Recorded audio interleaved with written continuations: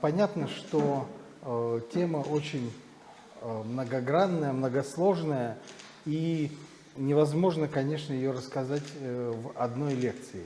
Я думаю, что если будет интерес, мы специально продолжим разговор о монгольских завоеваниях, может быть, более детально поговорим о различных аспектах, о завоевании монголов различных частей Евразии, но в этой лекции хотелось бы уделить больше внимания именно военно-историческому аспекту.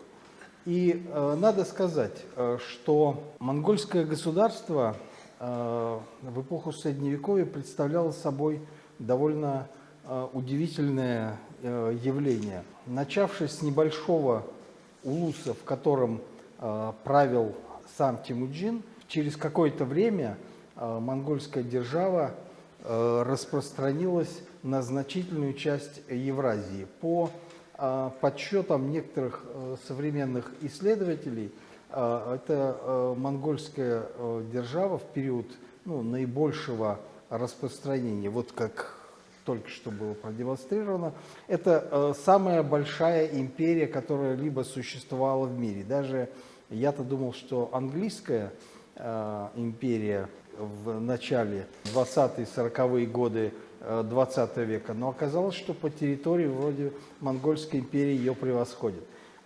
Тем удивительнее вообще, что это было за явление. Еще раз говорю, конечно, это было слишком большое, многоплановое, но для всех наблюдателей, которые были современниками этого события, ну и потомков, конечно, главным является военный аспект. Вот мы видим, что из небольшого улуса в центре современной Монголии, довольно бедного степного региона, империя шагнула на огромные просторы Евразии. Есть некоторые объяснения, и самое такое обычное объяснение этому, что в начале XIII века весь мир пребывал в некотором упадке.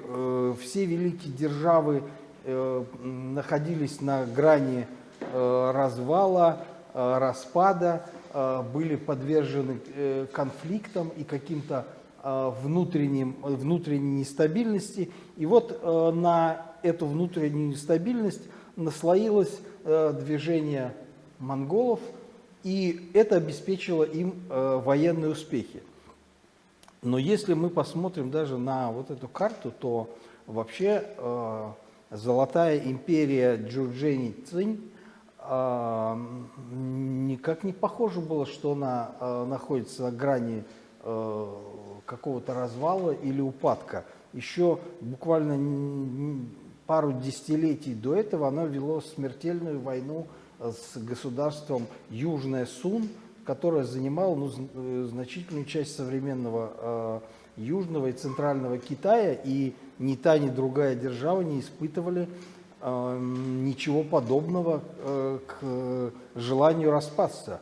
Империя, которую создал Хорезмшах Мухаммад, это вообще держава, объединившая всю Среднюю Азию, часть современного Ирана, северную часть Афганистана, и тоже это государство было не в упадке, а в самом зените своего могущества. За год до вторжения монголов в державу Хорезмшахов огромная армия была послана Хорезмшахом для завоевания Багдада, и только непогода, наступление резкое холодов в Передней Азии остановило это наступление, и армия вынуждена была вернуться, потому что перевалы были завалены снегом, ну и вообще неудачное время для наступления.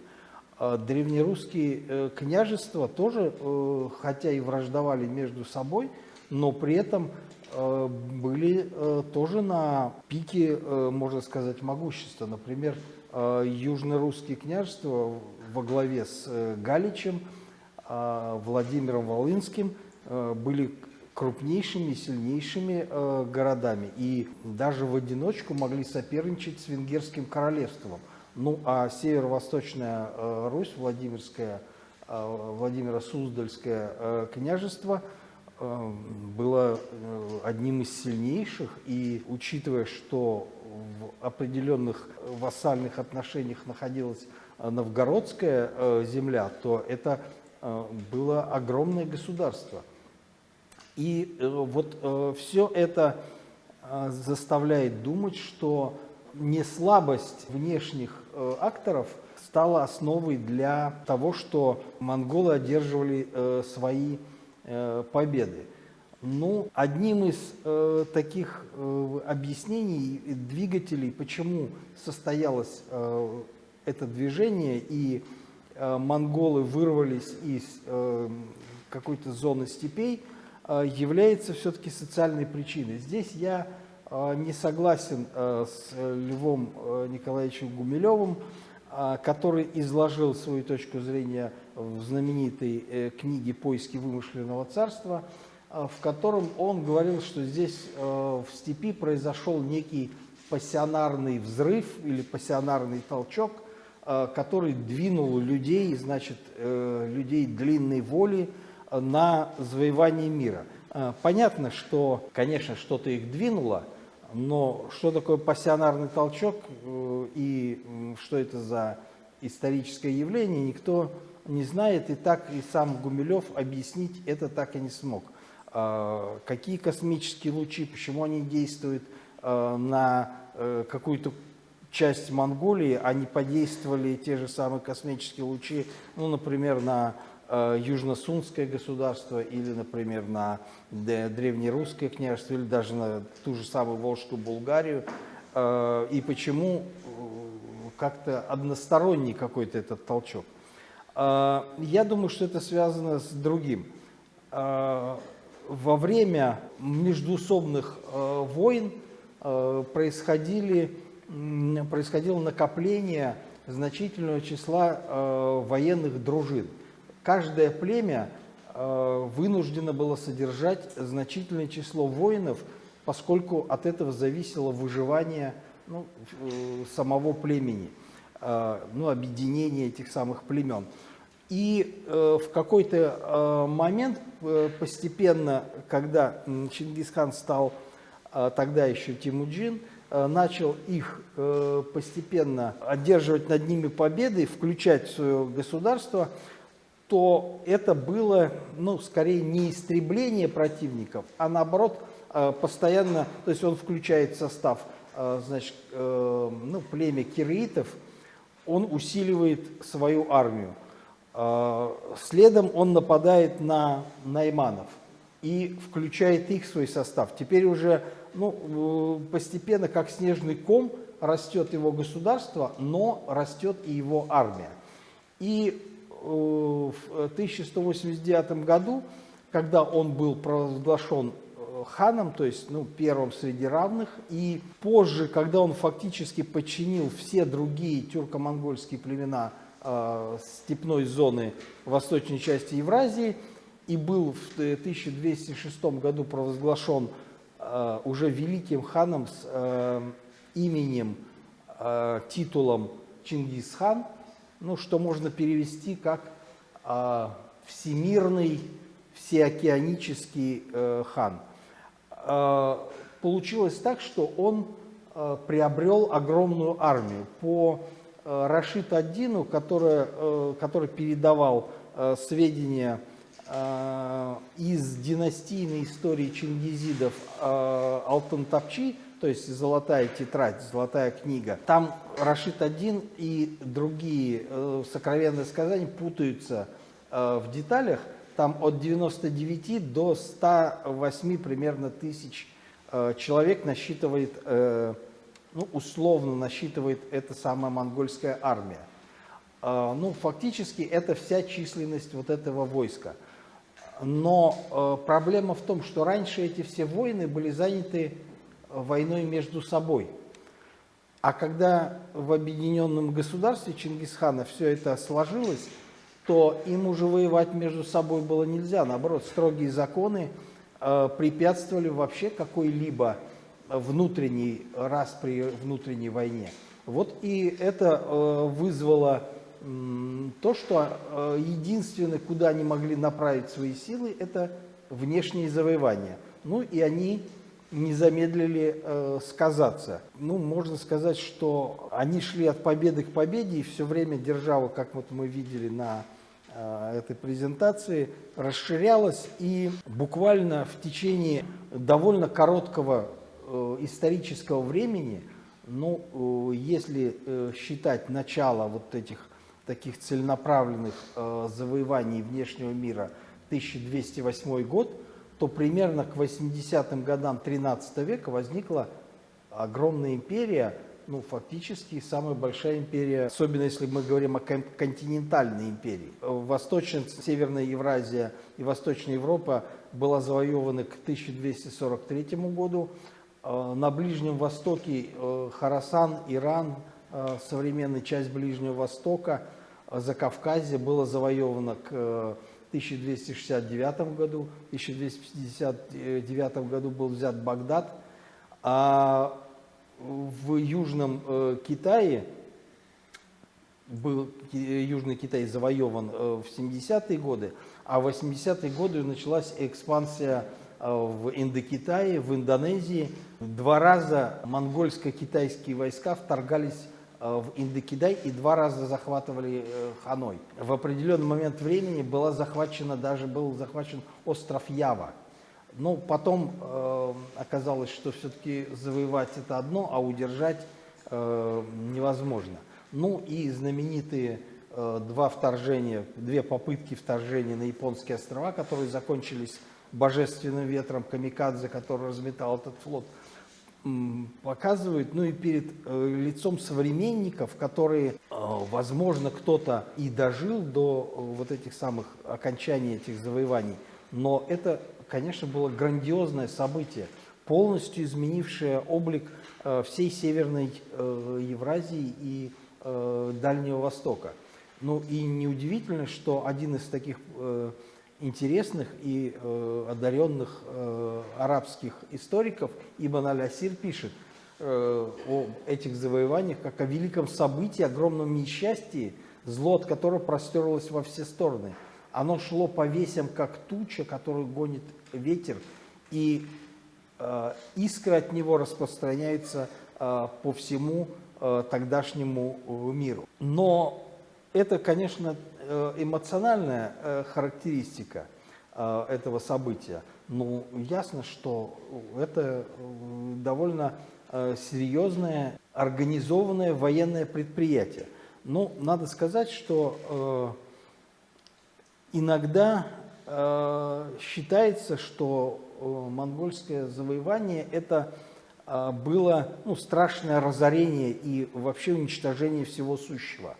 Ну, некоторые и современные даже публицисты очень часто там говорят, что вообще монголы едва не истребили всех китайцев и не превратили Китай, в пастбище для своих коней. Ну, абсурдность этих высказываний, в общем, понятна. Очень долго и очень в историческом плане довольно давно была распространена, то, что Гумилев назвал черной легендой. Это вот как раз то, что монгольские завоевания были страшным разрушением и вели к всего, к чему, эти самые монголы прикасались. Ну, например, вот перед нами столица большого государства Тангутского, который носил название Сися. К сожалению, он засыпан песками и расположен в Северном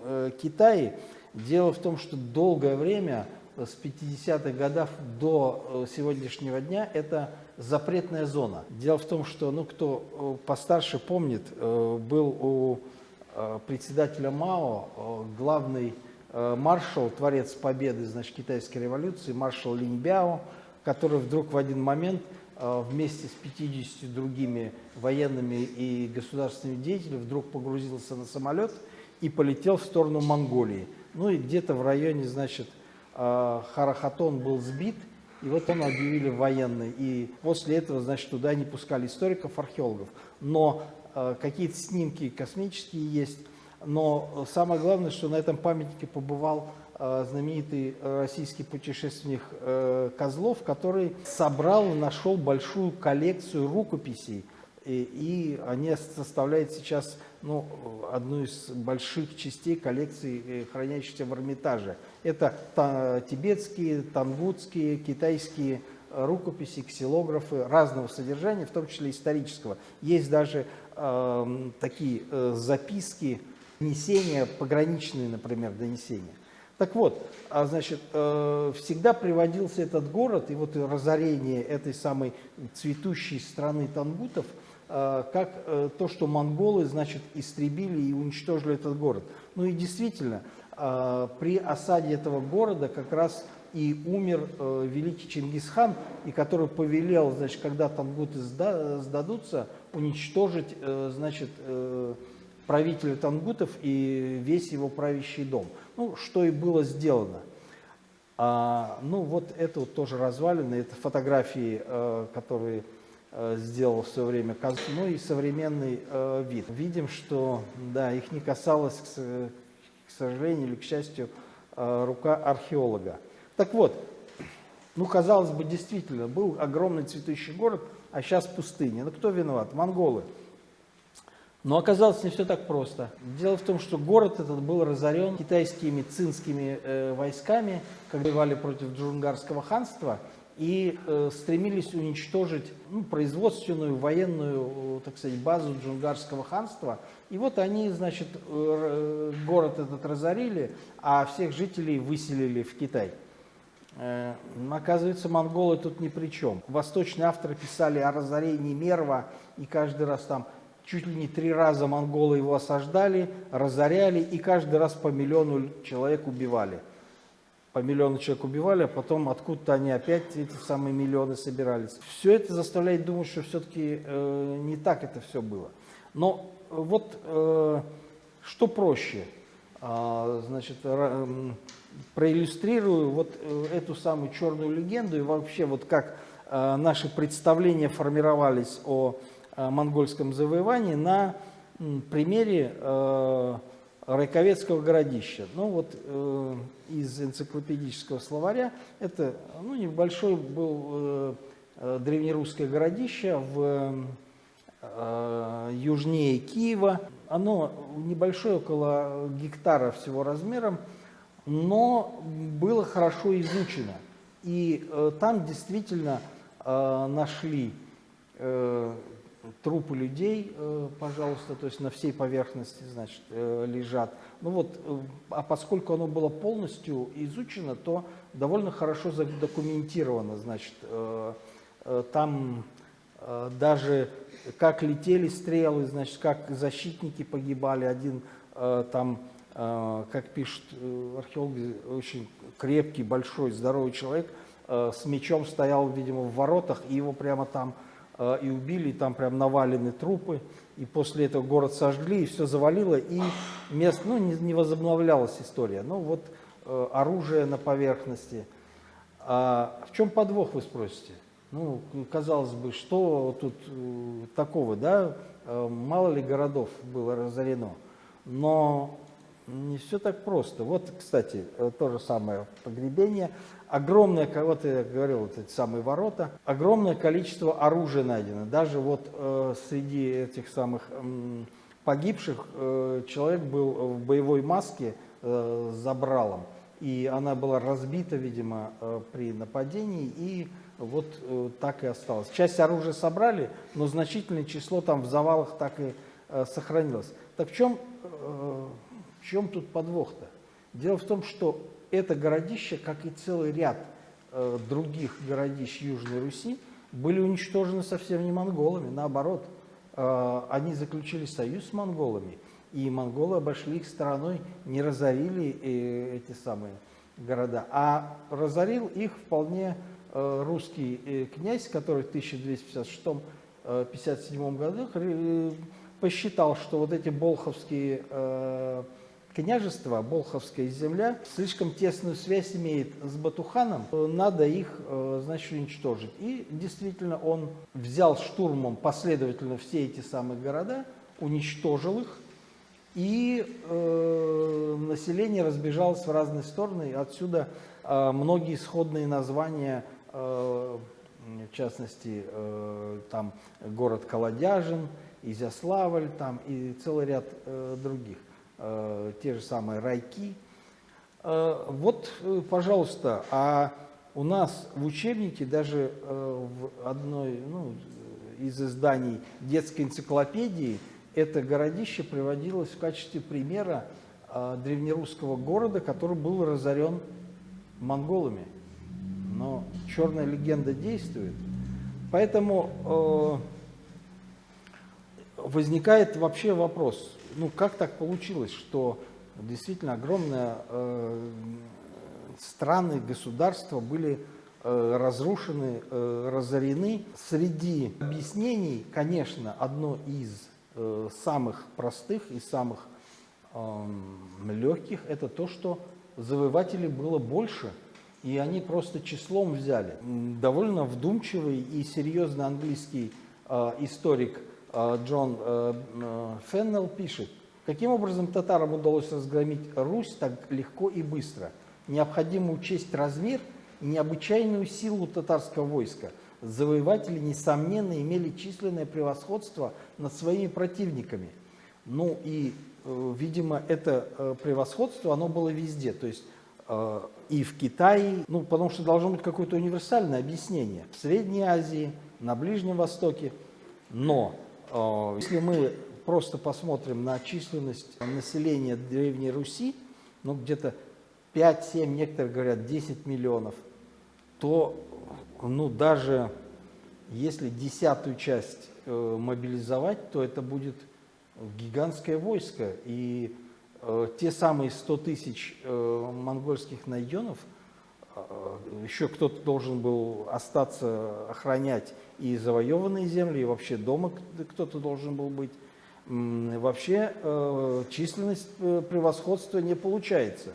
Тем не менее, в историографии существует мнение, в частности, идет с эпохи Карамзина, который написал, что войско Батыева насчитывало более полумиллиона. Следом за ним историк Соловьев все-таки постеснялся назвать эту цифру, и все-таки сказал, что около 300 тысяч.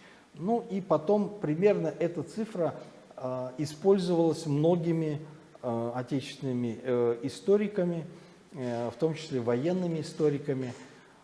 Но так продолжалось фактически до 70-х годов XX века, когда историк Вадим Каргалов сказал, что все-таки 300 тысяч, но это слишком спорно, и предложил свой расчет, что поскольку известно, что сыновей и внуков Чингисхана участвовало в походе западном 12 человек, то каждый командовал туменом, то есть 10 тысячами.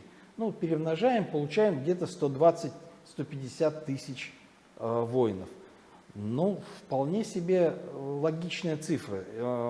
Только нет доказательств, что у каждого чингизида в управлении было целый тумен, а во-вторых, численность тумена, она вообще варьировалась от 3 до 10 примерно тысяч, в реальной численности населения.